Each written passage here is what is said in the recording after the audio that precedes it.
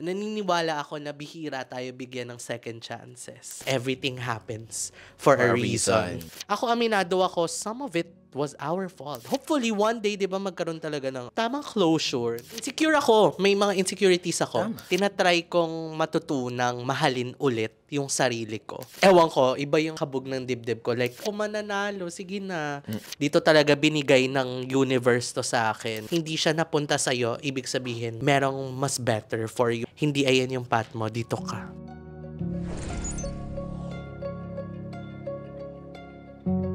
Hi everyone! In today's episode, ang ating guest ay ang almost winner of Drag Race Philippines Season 2! Please welcome Arizona Brandy! Hi! Hi everyone!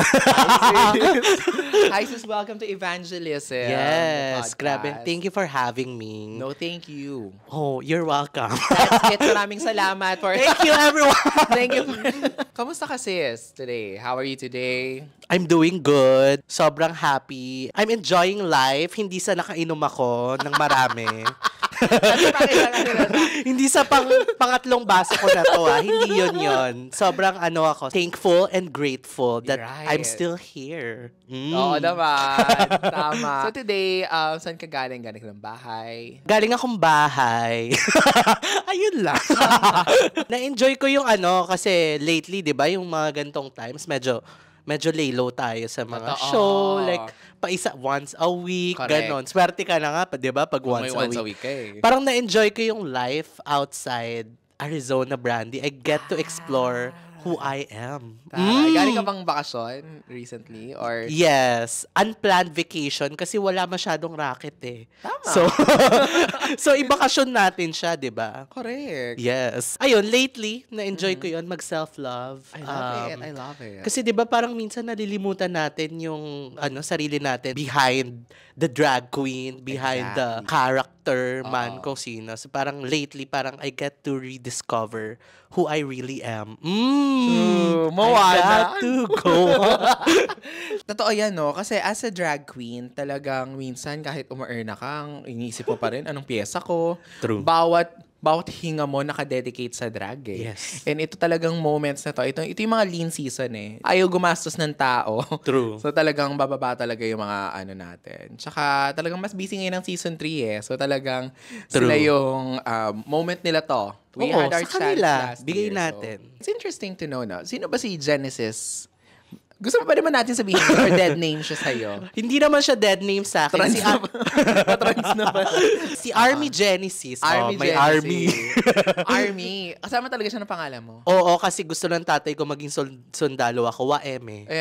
True. True. Gusto niya. So parang, you failed pa. Army Genesis. Army Genesis. Natatawa ako. Sobrang iba siya kay Arizona. Kasi ako, out of drag, introvert akong tao. As in, mahiyain ako. Kunyari, hindi mo ako kinausap. Siguro aware ka doon. Totoo. Pag sa backstage, pag hindi ako kinausap, hindi ako magsasalita. Totoo. O kaya pag hindi ko turn, sige, go, mag-joke kayo dyan. Parang ako, mag-chill lang ako dito. Ganun ako as a person. Out of Arizona, sobrang baligtad. Tapos, ang daming nga nakaka-meet sa akin, kunyari, lalabas akong out of drag. Tapos parang, hala, ganyan ka pala, yung ganun-ganon, na sobrang mahiyain kong tao. As in, nahiya nga ako ngayon. Pero totoo, kasi nakasama kita sa DragCon UK last year. Magkasama kami sa Scotland, sa Edinburgh. Jello, JD, shout out. Hi! Yun. Tapos first time kita makasama eh. Na parang, sabi ko, si Arizona, para siyang manang. Sabi ko kay Jello, para siyang manang, no? Yung, maglalakad pa ba tayo? Malayo pa ba yan? Kumbaga parang you're comfortable with your silence. And parang, akala ko kasi parang, ay, baklaan to. Akala ko nga matanda na ako. Akala ko nga yung energy ko mababa na eh. Parang, ay, siya, no? Talagang, you're comfortable. I think it's not such a bad thing na comfortable ka in your own silence, in your own time, in what you want to do. Hindi ka nafe-feel na compelled to answer or to please people, no? True. Hindi talaga, ako yung kabaligtaran ng people please. Self-pleaser ka. Bahala kayo dyan. Bahala na kayo dyan. Kinukwento nga sa akin ni, sino mo nagkwento sa akin ito? Nag-Cebu ata kayo. Tapos yung dalawa, BBC. Yung dalawa, nagliwaliw, ganyan. Everyone, ikaw, nasa hotel ka lang. Yeah, ganun talaga ako. Actually, medyo siya, tinatry kong ibago yung ganun. Kasi parang, lately, di ba, lately, parang, ang dami ko ng me time lately. Correct. So parang, oh my God, parang feeling ko na-push ko yung mga friends ko away. Ganun yung pakiramdam sa akin. Which, pinush ko naman. Hindi, kasi nakakapagod din naman talaga. Yes, alam mo yung ang bilis kasi maubos ng social battery ko. As in, kunyari nag-show tayo ngayon, sige, ako yung, ganun ako. So after yung, okay, sige, tara, uwi na tayo. Ganon. Ganon ako. So parang, ayun yung tinatry kong ibago kasi parang itong year na to, siya lay low siya, calm. It's so calm. So calm, nakakapanik siya na parang, bakit ang kalmado? May something ba? Tama ba tong calmness? Ayun, may ganun siya na parang calm muna. Tapos parang nasasad ako kasi parang yung mga labas tuloy ng iba kong friends, hindi na ako ini-invite kasi sanay na silang hindi ka naman sumasama. Sanay na sila na no yung sagot ko. So lately, for a change, ako na yung nag-aaya. Ganon, yes. Dubai tayo bukas. Yung mga ganon. May gagawin ka ba? Dahil tayo Abu Dhabi. Bili lang tayo ng Dubai chocolate. Anong pinagkakaabalahan mo outside drag? Outside drag, lately, nag-focus ako sa fitness, sa self-love, sa sarili ko. Like parang, kasi parang na-neglect ko rin si Genesis. Parang lagi siya about kay Arizona. Si Arizona may bagong wig, may bagong ganyan. Si Genesis paulit-ulit, yung parang ganon. Parang lately, tinatry kong matutunang mahalin ulit yung sarili ko. As me. As hindi yung drag queen na si Arizona. Ayun, lately, nag-focus ako sa fitness, ganon-ganon, nag-gym, ganon, pasarap. Ganon ba? Kumot ka pa gano'n. Yung kagat lapit. Hindi ako yan Si yun. Charlotte. Nagta-thirst trap. Abangan ba natin yung thirst trap ni Arizona? Yes. Actually, nakikringe ako. Lalabas mo rin ba yung kilikili mo? Di ba ganun yung mga Oo, kaso wala namang buhok yung kilikili. Pero ako ginagawa ko siya for myself kasi parang ayun nga, na-realize ko na, hindi ka pala ganun ka-confident, pag hindi ikaw si Arizona. Parang, tinatry ko talagang mahalin yung kung sino ako, di ba? Oh my God. Kumaiba. Balik ko lang. Pero alam mo sis, like, I have to say this, like, objectively. Pogi ka. Outside drag. Thank you. Alam mong pogi ka? Hindi talaga. Like, ang dami nagsasabi, pero parang ayoko siyang paniwalaan. Ganun ako, ewan ko ba sa sarili ko. So may ka ba? May, like, would you say na parang you wouldn't consider yourself, na parang, is it inferiority complex or? Maybe. Siguro papacheck ko muna. Hindi, pero may ganun akong moments na parang feeling ko parang, sarap ko. May gano'n. Diba? Oh my God.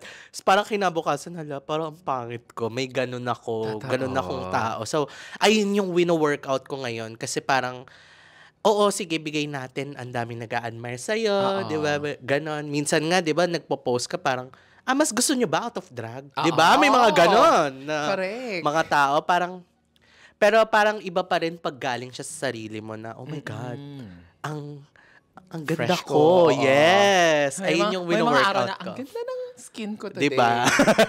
I'm working on it. Hopefully, diba, sana lahat din. Kasi ang dami, feeling ko body dysmorphia siya, pero ayoko naman ayoko diagnose yung sarili ko sa kung ano man. Pero feeling ko ganon. Tama naman. And parang may pambayad na tayo ng gym membership. True. Alam mo, in fairness sa Drag Race talaga, ako, I would say, ang laki ng ginanda ko, ha? Dahil sa ang ganda ng hinulma ng mukha ko, kininis ng mukha ko, nawala yung sun ko. And if you have the time, the means to do it, minsan ka lang magiging in your 20s, 30s, and be in the best body that you have, di ba? Dati magkano lang ang bayad ng TF na drag queen? Para 500 lang per number. 500 pala? Kala ko 200. Ay, talaga ba? O, na-experience ko yan. Anong pinakamababang rate na ano mo? 175. Oh my gosh. Totoo, walang keme. Saan to? Sa Malate. Malate. Malate sa pa Malate, kasi. sa Malate siya. So, nagmalate ka pa? O Rosa Nakpil? Yes, sa Shelu. Shelu.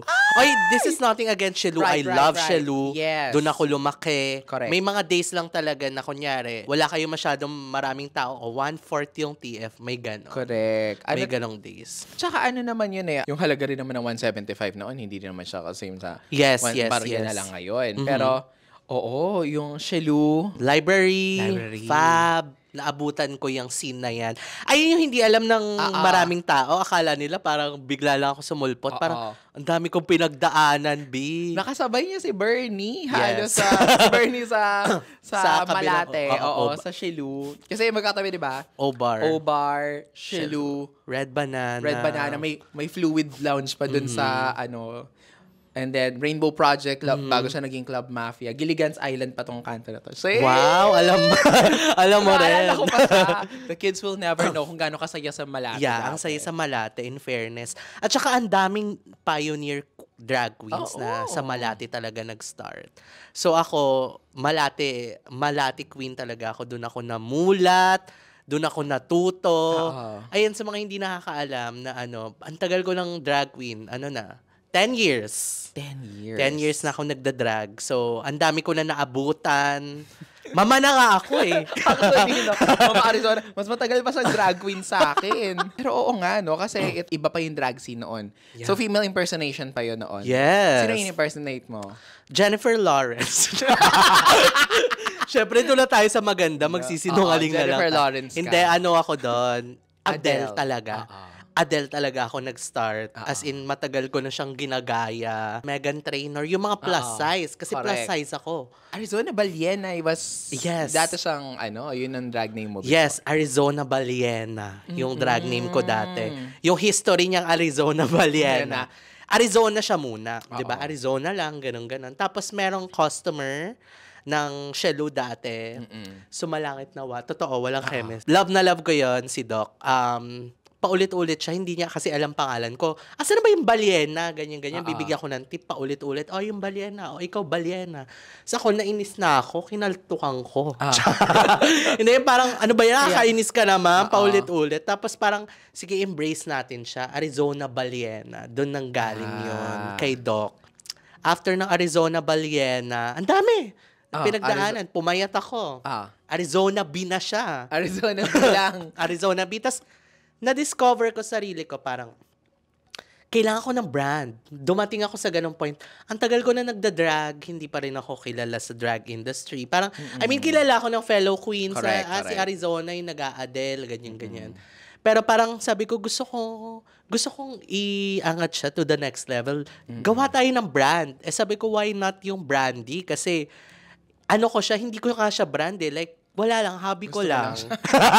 Passion mo siya. Oo, passion ko siya na na gusto ko uminom, gusto ko ng brandy, mahilig ako doon. So, sige, Arizona Brandy. Ayun na yon. So, doon na nag-start. Tapos, nagka-season 1 na. Right. Nag-audition ako. Yes. Nag-audition ka na season 1. Yes! Nag-audition. Nakaabot ako ng mga Muntik pa pala makasama. Muntikan na. Muntik pa pala makasabay.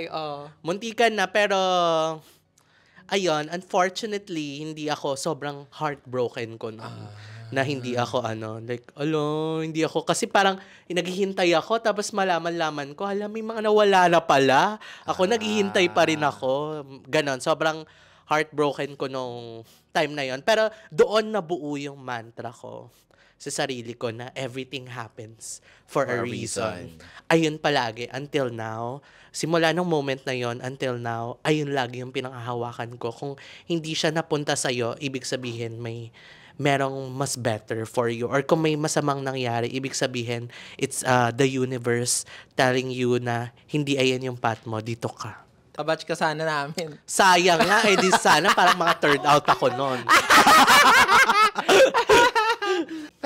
Oo nga. That's nice. That's really nice. Yeah. And then, audition ka ulit for season 2. Oo. Ay, ito ba yung kwento? Ah. Sige, kwento natin. Nung Go. audition 1, nakatulog ako. Nung Interview? may interview na, 'di ba? Nakatulog ako, tapos parang pagkagising ko, oh my God, Lord! Yung nag-hysterical ako. Oo. Nagwala ako ng very Oo. light. Kasi parang, nag-work ako noon may day job ako noon. Correct. 2:00 yung parang interview, tapos parang nagising ako 5, tapos parang nag-message ako sa Viber na please, ganun-ganon, nakiusap pa ako. Tapos parang, ang bilis lang ng sa akin interview, 5 minutes lang. Mga ganun lang siya. Pero at least, pinagbigyan nila ako. Tapos parang, medyo na-feel ko na nun na parang, ay, hindi ako dito. Pero pinupush ko pa rin siya. Ayun, nag-audition ako nung second season. Ewan ko, iba yung kabog ng dibdib ko. Like, feel ko na siya. That moment, meron akong part sa audition tape ko na bigla na lang ako umiyak kasi parang, oh my God, ito na siya. Nafe-feel ko na siya. As in, wala na. Ito na, period. Tapos na. Parang ganon na yung moment ko. Hindi ko pa napapasa yung audition. Correct. In-expect ko na siya. Ganon. Pero syempre, ayoko pa rin i-assume. Pero parang, ina-expect ko na siya na dito ako sa season 2. Ganon. At saka na-realize ko, kung nasa season nyo ako, hindi talaga ako bagay for your season. Like, sobrang ang gagaling nyo lahat. And parang, feeling ko pag nasa season nyo ako, parang feeling ko, ma-out agad ako or feeling ko parang ma-outshine ako. Parang kasing sobrang lahat ng mga nasa season 1 na na Drag Race is sobrang established na mga queens. Feeling ko ang season 1 is like an O-Bar Nectar moment. Yeah. Parang feeling ko nga, inano talaga ng parang ABS-CBN, GMA Kapuso Kapamilya situation na talagang halos equally divided. Ang hindi lang ka-join yung taga Davao at yung taga Australia. Parang ganun siya pineg. Pero Ayun, after nung season 2, andun ako sa home bar ko. Yes. Rapture. Yes. Yeah, andun ako and then na-feel ko na siya and then parang alam mo yon, parang sinasabi talaga sa iyo ng universe na ito na yun ayan na yun. Merong ganun Meron. yung talagang you can feel it sa parang buhok mo sa batok na parang you just know it. True, yung parang makaabot, may mga, di ba, nag-update sila na Correct. ito ka na, andito ka na sa round na to, ito na yung Correct. gagawin mo. Parang, oh my God, ito na talaga. Ang bilis, parang ganon sa utak ko. Tsaka, hindi ko rin talaga nakita yung sarili ko, comparing yung season ko sa season nyo. Parang, hindi talaga ako for that. Parang, dito talaga ako meant to be, dito talaga binigay ng universe to sa akin na, Correct. para dito ka. Kaya hanggang ngayon talaga, ayun talaga yung pinanghahawakan ko na everything happens for a reason. Lagi. Ang daming bagay na nangyari sa aking masama. Pero ayun lagi. Parang ang daming, until now, di ba, ang dami nating mga racket na, oh my God, bakit hindi ako yan? Oo. May mga ganon. May mga ganon akong Correct. moments. Kahit after the show, parang, ala, kaya ko rin naman yan. Ala, bakit ako wala pa rin akong ganito? Lagi kong nire-remind yung sarili ko na, hindi pa yan yung time mo. It's gonna happen. Lagi akong ganon. Lagi ko siyang pinapasok sa isip ko. Kasi, insecure ako. May mga insecurities ako. Tama. Especially sa ibang mga tao. Hindi natin mapipigilan, 'di ba, mag-compare ng Totoo. sarili natin to other people. And lagi ayun yung mantra ko na hindi, merong something bigger, something better is waiting for you. Ayan, nafe-feel ko siya. Tama. Alam mo kasi, like, lalo na tayo Ru Girls, diba? So, ngayon, meron ng, like, 35 other Ru Girls na parang, we live in a highly competitive situation. And dati ganyan din ako. Halimbawa, may mag-inquire sa akin client, tapos hindi magre-reply yung client, tapos makikita ko, ay, ibang queen yung kinas. True, at saka nakasisi. Oo. Nakasisi Or sa parang, iba. Parang hindi. Pero what I also realize is that, hindi mo pwedeng i-measure yung worth mo sa opportunities na napunta sa iba. Alam mo yon, kung ang measuring stick mo ng worth mo for yourself, hindi mo siya pwedeng i-measure sa opportunities na hindi nag-open up sa'yo. Yeah. Kasi meron ding mga opportunities na sa'yo at sa'yo lang mapupunta. True. Kahit iwasan mo, sa'yo pa rin siya mapupunta. Yeah. And everything is half choice, everything is half chance. Meron talagang para sa kanila. So parang walang point na, easier said than done. Pero ako, it took me like, for example, sa global, parang kami international ni Marina. Pero may mga opportunity, hindi ko pwedeng i-measure yung self-worth ko sa mga opportunities na nag-open kay Marina at sa akin hindi. Otherwise, I'll spiral down in the depression and hindi ko makikita yung worth. Tulad nitong podcast na to. Akin to eh. True. Di ba? Ikaw, season 1, hindi. Season 2, akin ang season 2. Yeah. And you did an amazing run. In fairness, talagang tumatak ka sa mga tao. Thank you. Diba? Tell me, anong na-feel mo nung una kang pumasok dun sa workroom? Girl, feeling ko ako talaga yung pinaka-unprepared na pumasok ng Drag Race. Like, wala. Kasi yung time na preparation, preparation time ng mag-prepare na. Kaya ito yung runway, ganyan. Wala sa isip ko na magkakaroon ng girl group. Wala sa isip ko na magkakaroon ng snatch game. Wala. Like, parang, ito yung outfit. Dito ako doon ako nakapokus. Tapos, parang bago ako pumasok, bago kami mag-entrance, doon ko palang inisip, ano kaya mga pwedeng verse? Ayun pa lang yung time na yun. Di ba? Ang tagal. Tagal lang waiting, di ba? Parang, doon ko pa lang siya nasa isip na, ano kayang pwedeng maganda? Ano kayang magandang verse? Doon ko lang siya, as in, unprepared. Snatch game ko, hindi si Adele yung snatch game ko. Sino? Erica Embang. Erica Embang. Tas nung nalalapit na yung mga snatch game, parang, may dala naman akong Adele. Wala lang, for no reason. Kasi si Adele yung ginagawa ko. Mag-Adele tayo para nasa isip ko, para paglabas ko, mararakit ko si Adele. Hindi ko naman mararakit si Erica Embang. Paglabas. Ayun, yung pag-entrance pa lang, like, oh my God, wala akong idea. Wala akong kaibigan na wala akong kaibigan sa season 1. Wala akong nahingan ng, marami kasi na parang nahingan ng payo or parang ka-close ni ganyan, ka-close ni ganito. Wala akong idea. Parang pagpasok ko, fuck, ang tahimik, ba't ganito? Ako pa yung unang pumasok, di ba? Ako yung first girl to enter nung season namin. Parang, ang tahimik, anong gagawin ko dito? Parang ganun yung tumatakbo sa utak ko. Na-enjoy ko siya, naturally. Ayun yung ginawa ko the whole season eh. Is parang, it shows naman. Tapos na. Wala na. Yan na yung outfit mo. Wala ka na magagawa, di ba? Ayun na sa isip ko, enjoy mo na lang. Ayun din nasa isip ko palagi na na parang, sige, ito na yun eh, di ba? O di matanggal. Ganun lang nasa isip ko, di tanggal na ako. Ganun na.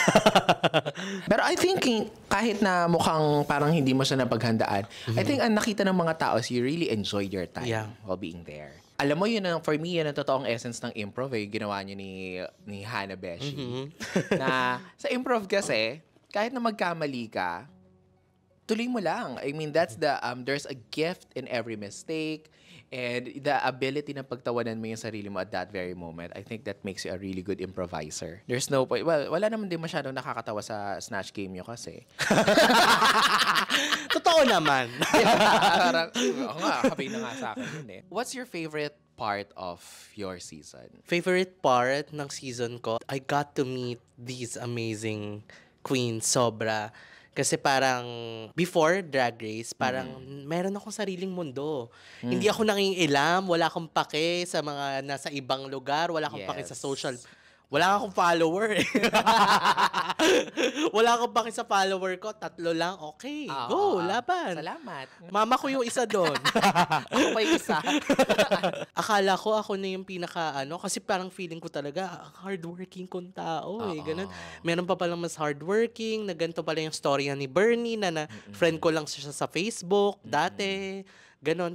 Ito pala yung story mo. Ayun yung pinaka-favorite ko. Kasi, sobrang lahat ng cast nung season namin, na-inspire ako in a way. Almost lahat. Hindi, pero ayun, nakaka-inspire eh. Kasi ako, mahilig akong makinig sa mga story ng mga tao. And parang lagi kong hinahanap na, lagi kong inire-relate yung sarili ko sa mga story ng ibang tao. Lagi kong, anong aral kaya ng story ni ganito? Lagi akong ganon. And doon ako pinaka nag-enjoy, doon ako pinaka thankful na na-meet ko yung mga season 2 sisters ko. Totoo. And then you developed this special bond with BBC, with Hannah and Ovi. Totoo ba yan o plastikan lang? Plastikan lang siya. Sinabi agad din na, oo, plastikan na. Tama naman. Hindi, ayoko yan. Hindi, alam ko kung ba't ka sumama sa kanila. Bakit? Kasi gusto mo, kailangan angat yung ganda mo. Minsan nga, hindi eh. Wala, naging rose na. Hindi. Alam mo yun, yung pagkapasok mo pa lang ng room, kasi di ba second batch sila? Pagkapasok mo pa lang ng room, parang feel mo na, okay. May ganon, di ba, na tao na, si Ovi, I've worked with her before. Pero hindi kami close nung time na yon. Hana Beshi, matagal ko na palang Facebook friend. 11 years ago, nung nakaraan lang nakita ko friendship with AJ Asi. 11 years of friendship with AJ Asi. Pero hindi ko sila nung time na yun. Parang, oh my God, Ovi. Parang, okay, ito to, nafe-feel ko siya na magiging friends ko sila. And tama naman yung intuition ko na ganon. Kasi may ganon tayo mga tao eh. Kasi sabi nila sa scent daw yon sa sa hormones na nilalabas. Hormones. Hindi, may ganun talaga na parang cortisol. Cortisol, yeah. Pheromones. Pheromones, yes. May mga ganun talaga na inamoy ko yung mga puwet nila. Ganun yung na-feel ko. Parang, oh my God, magiging close ko to. And tama naman ako. Tama rin ako ng piniling friendship na parang somehow I can relate to these girls na parang medyo parang underdogish. Parang ganun kasi yung vibe eh. Ganun yung vibe. For me, ganun yung ganun yung Tapos magkakatabi kami, nagmi-makeup, 'di ba? Doon siya nag-start. Tapos actually sobrang happy ako kasi hindi lang siya sa show na develop yung parang after tinatry namin na mag-bond pa rin kami. Meron pa rin kaming communication hanggang ngayon. So doon ako happy. Kasi na-maintain ko 'yon. Na-maintain ko yung friendship na 'yon. Talagang naging iconic siya na trio, yung BBC sa labas. And then talagang, and it's always good to have that sa Drag Race, diba? If looking back sa run mo sa Drag Race, meron ka bang masasabi na parang you wish you have done differently? Wala talaga. Sobrang, ayun yung best ko nung time na yun. May mga time na pag pinapanood ko, nakikringe ako. May mga ganon eh, na parang, ba yun? Pero, wala akong pinagsisihan, wala akong babaguhin from start to finish. Ayun siya. Sobrang happy ko kasi nabigay yung story ko ng sobrang, ewan ko for me sobrang kompleto yung story ko from the beginning to the end. Doon ako sobrang thankful kasi ayun yung story ko na nasabi siya ng maayos. Correct. Nung time ko. Buo siya, hindi siya naputol, wala siyang paano ko sinabi yung story ko, ayun yung lumabas and sobrang thankful ako doon. Kaya wala akong babaguhin kahit ano pa yan. Sobrang, ayun lagi napupunta sa mantra na everything happens for a reason. Like, parang, sige ba, feeling ko ba dapat marami akong budget nung time na yun? Oo naman, pero parang hindi ako mapupunta, wala ako dito. Correct. Wala ako dito ngayon kung ang dami kong pera nung time na yun. Right. Ganon. Kahit nung season namin nila, ang bukang bibig namin nila, turing yan eh. Ako, I always say the word, with all things considered, this is your best. Yeah. Na parang, would you wish na parang, tama yung sabi mo, would I wish na parang may iba akong dinalang runway? Of course. Pero, with all things considered, galing ka sa 2 taong lockdown, ito lang yung budget na meron ka, ito lang yung time na meron ka. With all things considered, ito yung best mo. Yeah. So, hindi mo na siya dapat i-look back na parang sana ito pala. Ako pala yung nagtanong nun sa'yo kasi bakit ka ba tinanong? Actually. Ako pala yung pero like, oo nga, echoing yung sinabi mo. And yung naging run mo dun sa Drag Race, no? Naging bukang bibig mo kasing Rapture Royalties. Na na parang from season 1, ang alam na ng mga bakla is like, oh, Bar Nectar, you were like so proactive and talagang you actively campaign for Cubao Drag. So tell me more, anong nasa utak mo pag binabanggit mo yung Rapture Royalty? Actually, hindi siya... The other day, may nagtanong sa akin na sobrang love ko yung advocacy mo to support your local queens. Kasi lagi akong vocal about local queens. Hindi lang basta Rapture Royalties. About supporting local queens. Lagi akong ganon.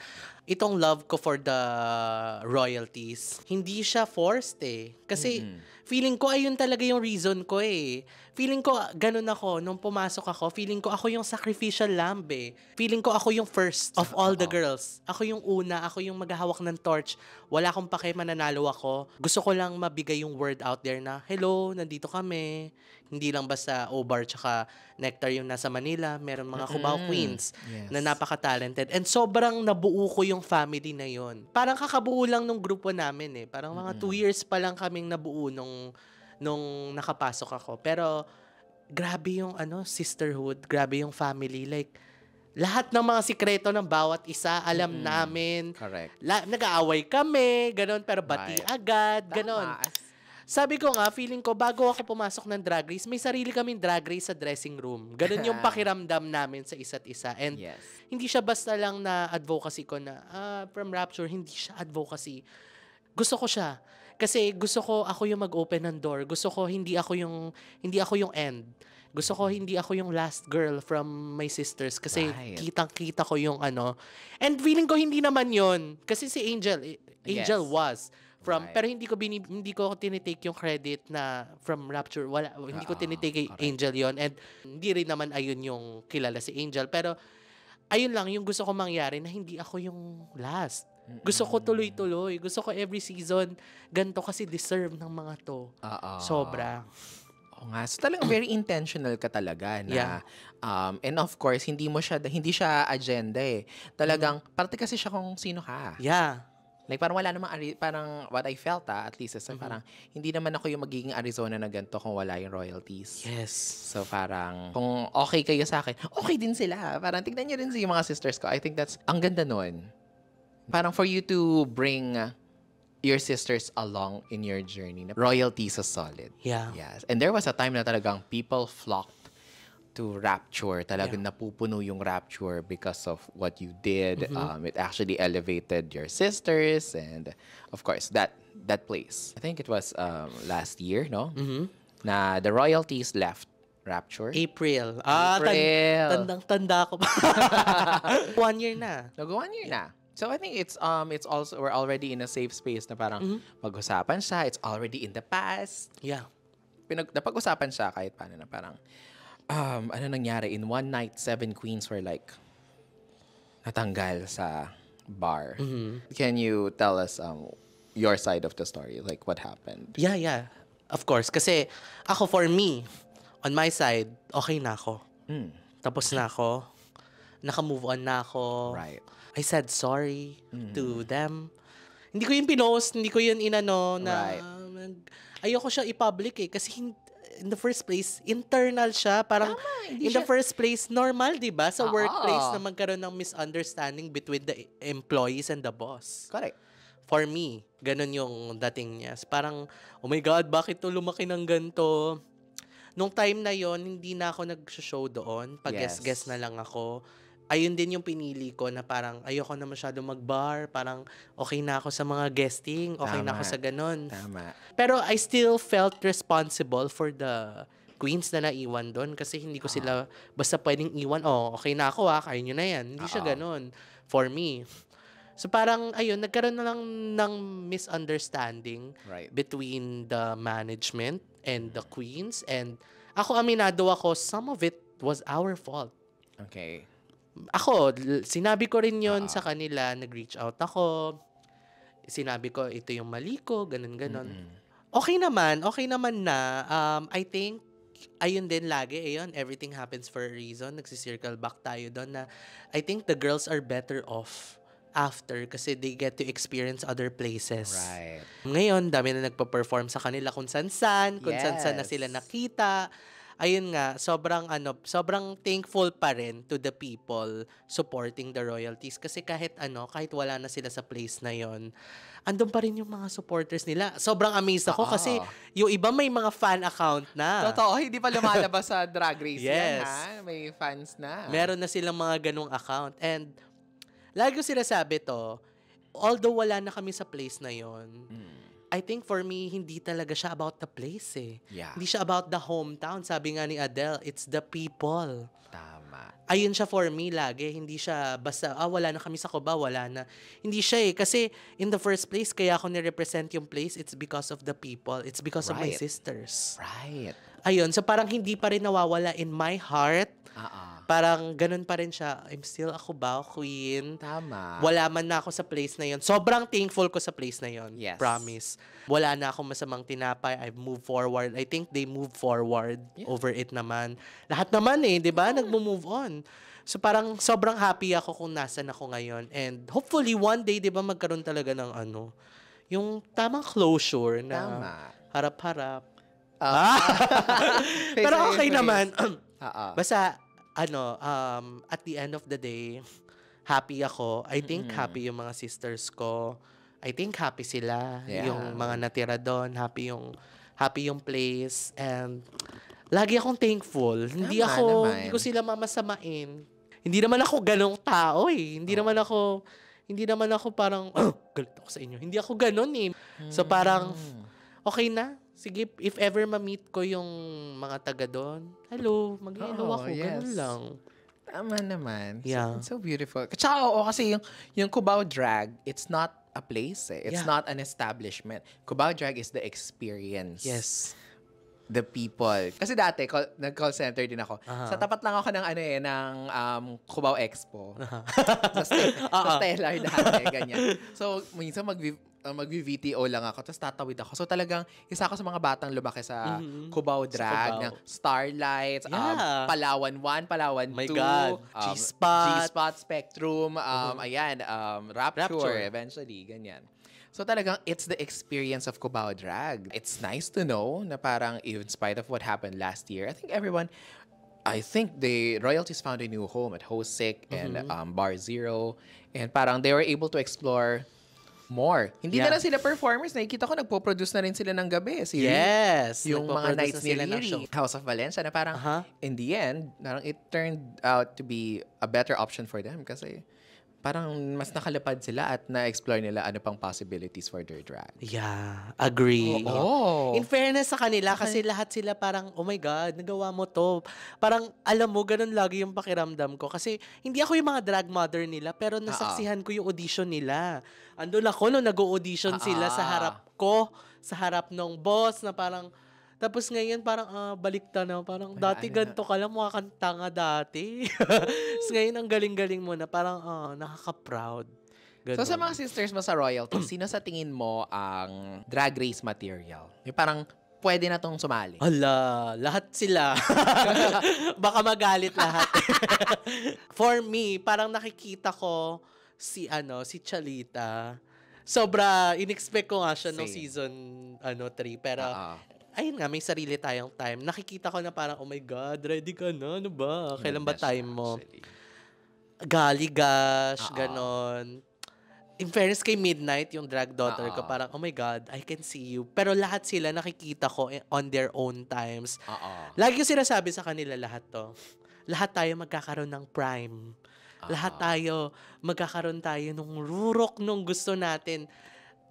Tuloy-tuloy lang tayo. Kasi may mga times na, talaga yung parang, ayoko na, wala nang Lagi ko sinasabi na, wait lang tayo.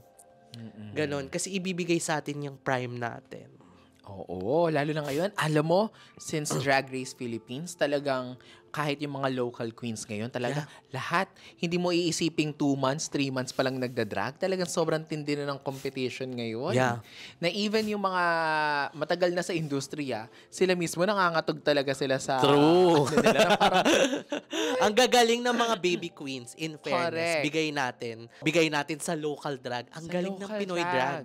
And I think, well, modesty aside, feeling ko din kasi because of Drag Race, Drag Den, and all these shows, these baby queens now have someone to look up to na they can identify as drag. Noong panahon kasi naman natin, makakita ka lang ng drag queen sa bar. So pag hindi ka pumupunta ng bar, hindi ka makakita ng Filipino drag queen. Yes. Correct. Ngayon, we have contents, shows here and there, drag brunches. Yeah. Talaga, it's a great time to do drag. And then the level of excellence na pinapakita talaga natin. For example, of course, our good sister Marina Summers. Yes. Parang, pwede pala dun. True. Pwede pala yung ganong kalayo. Kaya. Diba? Naging endorser. Nag-perform sa Miss Universe. Like, oh my Diba? God. Na parang, yes. So parang we are like taking space in the mainstream. And True. nakikita ko din, royalties, feeling ko nakikita ko talaga, Chalita din. Yeah. Yeah, mga ready na. So, Drag Race Philippines Season 2 finale. Okay, you were up against captivating Kat. Yeah. Actually, tinanong ko rin to kay Kiana. And of course, seeing my very own sister, Marina Summers, go through that phase. Kasi nga, I think ang mahirap kasi sa mga top 2, no? Yung mula sa top 3 kasi pababa, by the time you finished filming, alam nyo na alam nyo na yung destiny nyo eh. Yeah. Diba? Na parang kami, alam ko na. Alam ko nang natalo ko ni Precious eh. So, I have nothing else to look forward to. Pero yung top 2, up to the very last minute na mag-air yung finale episode, you will still cling on to that hope na, shit, baka akin to, baka ako to. Did you picture or imagine yourself na ikaw yung mananalo? Hindi talaga. Like, honestly, hindi. Umasa ka? Hindi rin. Parang, sige, na-imagine ko, what if ako na nanalo? Sige, sa 1 million. May ganun akong moment. Nagsaglit lang. I remember nung night nung finale namin, nagme-makeup ako, yung parang feeling ko kasal ko. Kasi ayun na siya. Ang dami nangyari na naman nung araw na yon. Parang, wala akong outfit, nangyari na naman siya. Bumalik yung feeling na, oh my God, ba't parang nasa drag race pa rin ako? Wala naman akong outfit. Sinasabi ko sa sarili ko, Lord, kung ano yung for me, sige, go ko mananalo, sige na. Kasi ayoko talagang manalo nung time na yon. Kasi feeling ko, hindi ko napakita yung buong, that was my best nung pumasok ako, pero feeling ko hindi yun yung pinaka-best. Feeling ko nung time na yon na hindi ko siya deserve. Hindi ko siya ganun. Yes. Feeling mo you're not worthy of the crown. Yes.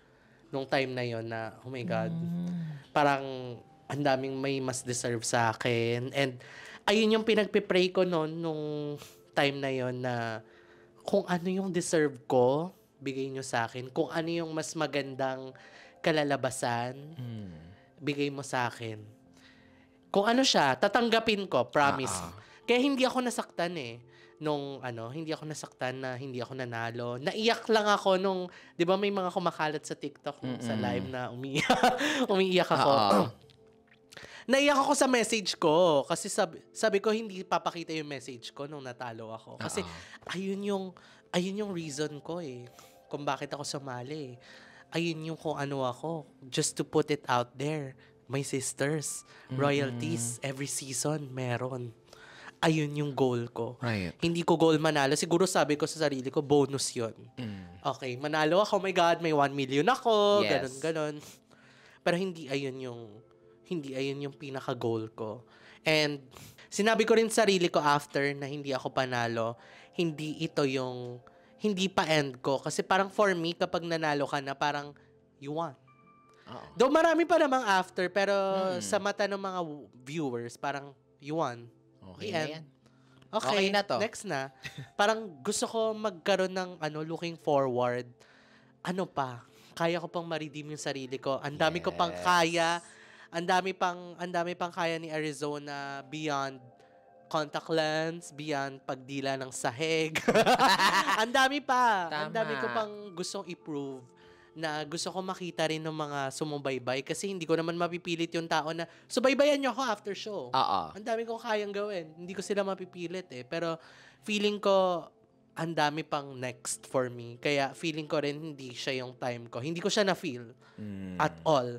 May time lang talaga na parang nag-wish ako, what if lang? Pero sobrang happy ko na hindi ako yung nanalo. Sobrang happy ko na ang ganda pa rin ng kinalabasan. Kasi hindi talaga ayun yung goal ko in the first place. Nung pumasok ako, ang goal ko lang, wag ma-eliminate agad. Ayun lang. Ayun lang yung una kong goal. Hindi ko goal na, manalo ko ng ganitong challenge. Wala. Ang goal ko lang, hindi ma-eliminate agad. Goal ko ma-spread out yung word na, ito yung mga sisters ko. Ayun siya. And nagawa ko siya. And sobrang happy na ako nun. Lovely. Ako rin kasi dati, ang goal ko lang, para lang mabayaran ko yung mga utang ko. Kasi per episode, di ba? Ito yung mo per episode. Episode 4, may pambayad na ako ng utang ko. Yun lang din ang goal ko. Kumbaga, ako personally, I've set myself kinda quite low. True. Pero, hindi ko talaga i-name yung crown kasi ang gusto ko is kung ikaw, ang gusto mo is manotice yung mga sisters mo. Ako naman, I've always aimed for international all-stars. Hindi man masakin yung crown, matawid ko lang hanggang episode 4 at makapagpakita ako ng personality at mag-English ako dito. Alam nilang ako na. Alam Mas nila mag-English ikaw lang yung ako. marunong. Mas mag-English ako kahit hindi kinakailangan.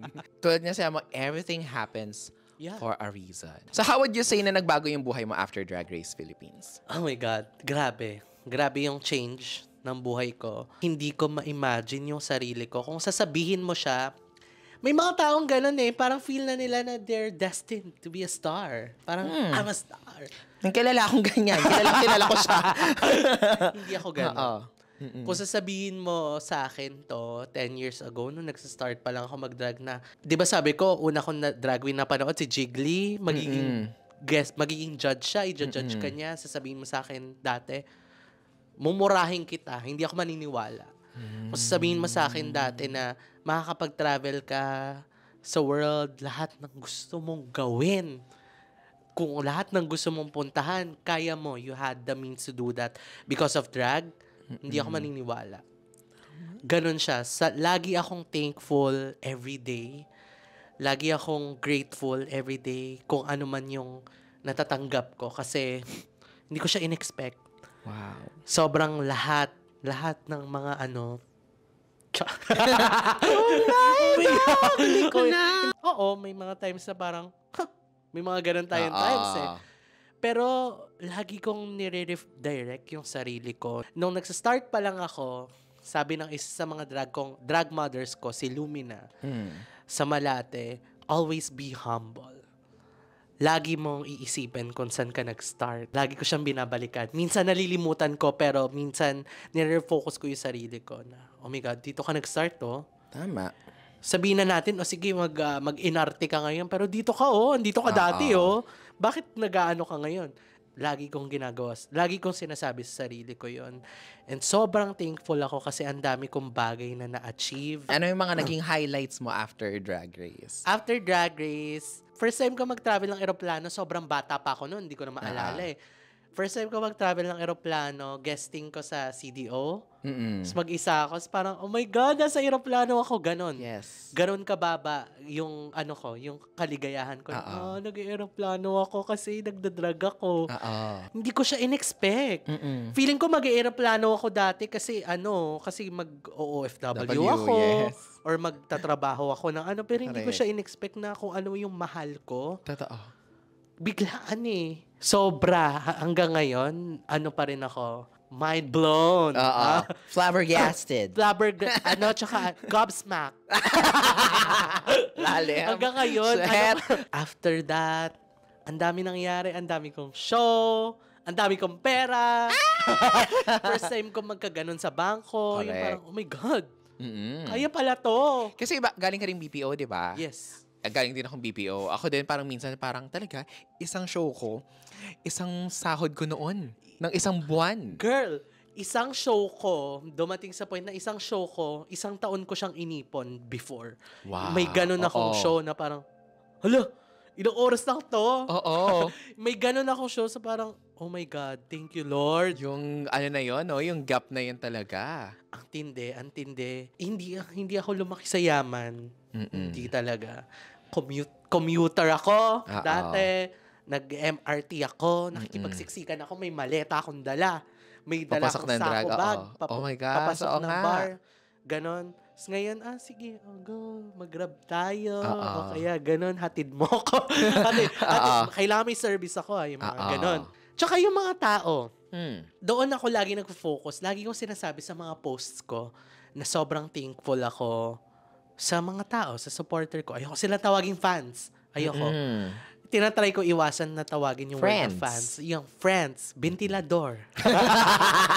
Grabe, no? Parang mahal na mahal nyo ko, no? Totoo. Ito lang ako. Totoo. Parang sobrang, lagi akong thankful kasi kung hindi kayo pupunta ng show, hindi ako mabubuk. Yung ganun, hindi makikita ng producer na, dami pa rin nag-support sa'yo, ganun. Hanggang ngayon, inaalagaan ko sila. Hanggang ngayon, yung mga taong yon, yung mga sumusuporta sa akin, sila pa rin yung nakikip in touch sa akin na, okay, ito ka pa rin. Ito yung purpose mo, mapasaya yung mga tao. Totoo.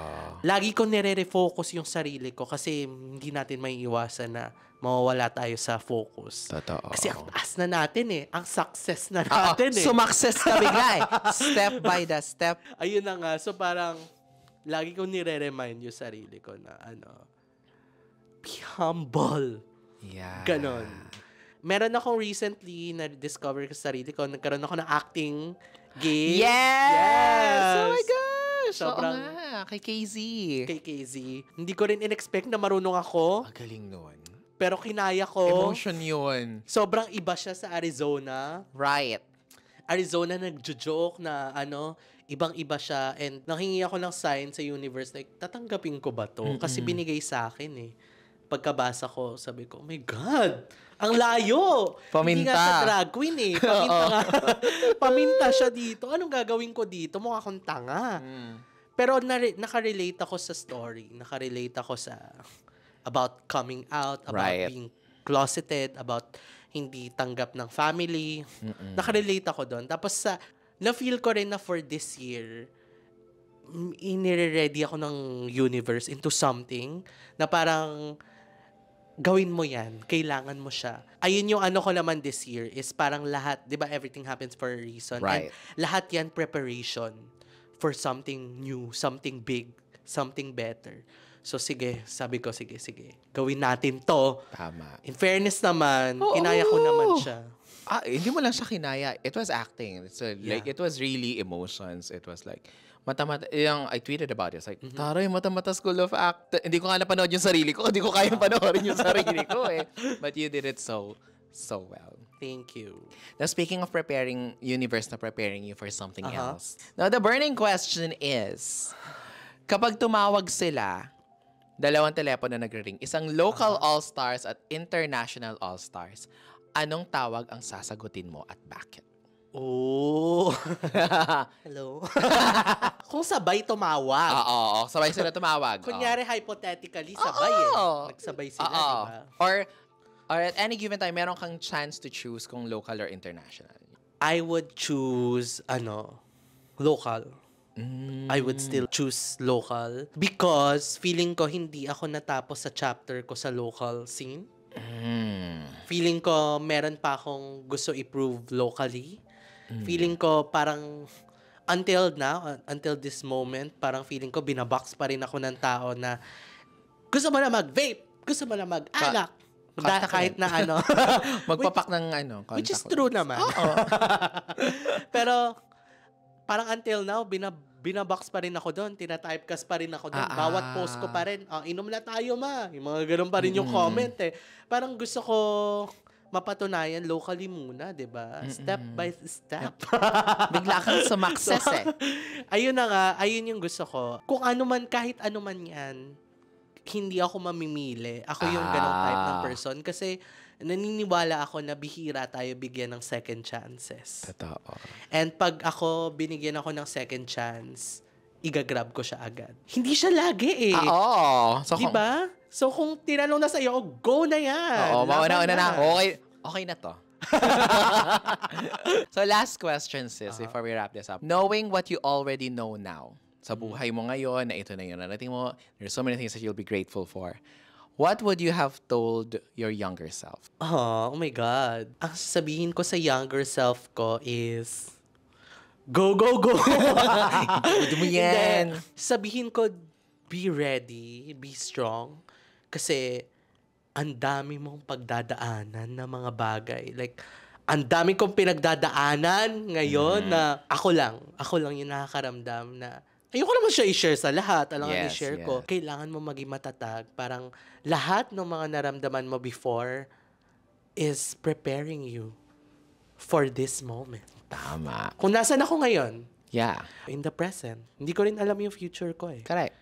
Pero, ayun, sasabihin ko, kung nasan ka ngayon, lahat yan ng mga childhood trauma, lahat ng mga rejection, lahat ng mga no sa mga client, na mga racket, lahat ng mga no sa mga bar na pinag-auditionan mo, lahat ng pagbaksak mo sa school, mga ganon, lahat yan, pinaprepare ka for this moment. Right. Ah.